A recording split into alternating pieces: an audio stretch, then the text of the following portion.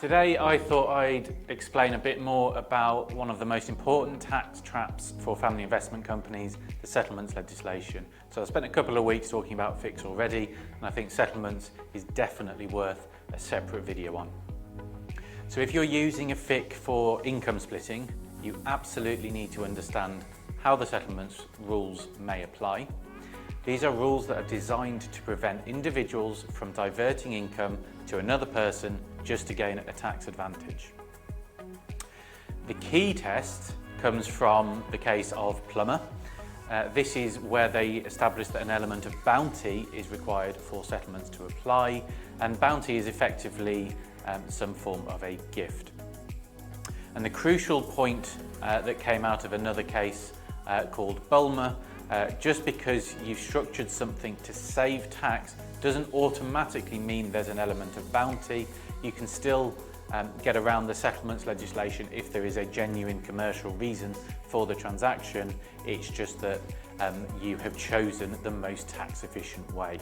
So an element of bounty and an element of a gift is absolutely crucial. If the settlements provisions do apply, the higher earning individual becomes taxable on the dividends, normally their dividends at least, even though someone else has received them. So this is about passing income back to the higher earning individual.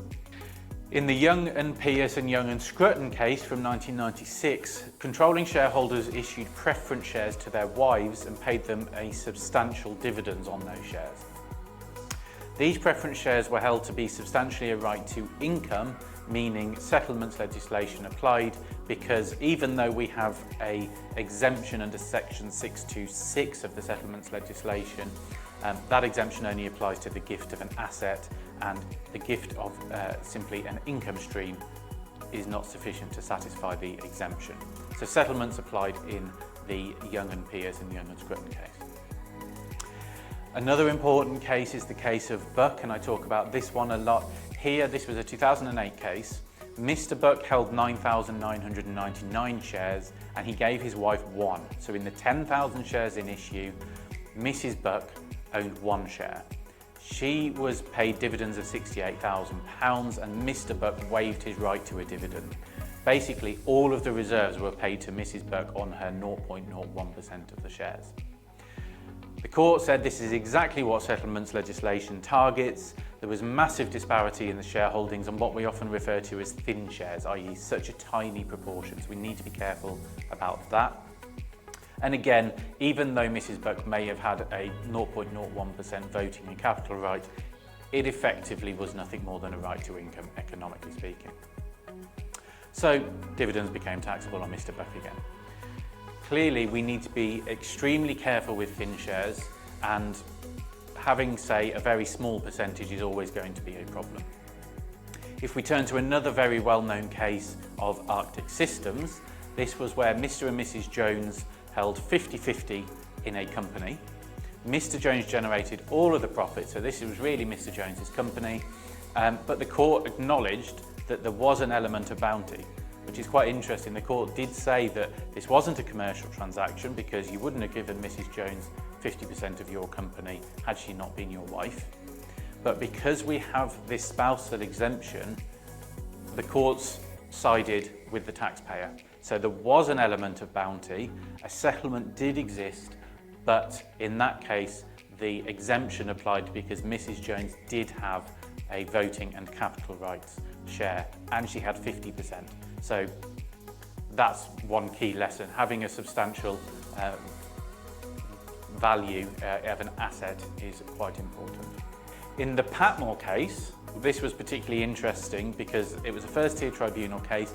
Mr. and Mrs. Patmore jointly purchased a company, and they used at least in part to fund the purchase, they used a joint mortgage. So they were joint on the mortgage 50-50, but on the advice of their accountant, Mr. Patmore acquired 98% of the shares and Mrs. Patmore acquired 2%. Later on, they did a reorganisation and Mrs. Patmore was issued 10% non-voting B shares. And HMRC challenged this again because obviously if you're paying dividends on the non-voting B shares, which have nothing other than a right to income, settlements can apply on the principles we've already established. So what was really interesting about this case is that the judge basically made a constructive trust to say Mrs. Patmore was 50% on the mortgage, therefore the settlement does apply because this was on a non-voting, non-capital share, but they restricted the tax charge because she had invested some real capital. That, I think, is an interesting case because I don't think if we saw that again and going through the courts, we might have the same result, but it's certainly an interesting point to bear in mind. So, what does this all mean for us in the case of family investment companies? One, definitely avoid thin shares, which are essentially nothing more than a right to income, and certainly avoid completely right to income shares, dividend-only shares. Equal shareholdings before spouses with proper voting and capital rights generally work, and we've seen that in Arctic systems. Number 3, non-voting shares are dangerous. They can't benefit from the spousal exemption, and so we've got a serious problem with settlements, and it's much easier for HMRC to attack that. Number 4, document your commercial reasons. Settlements can't apply if we have commercial reasons for doing it. Settlements is an anti-avoidance rule, so commercial reasons documented are absolutely crucial.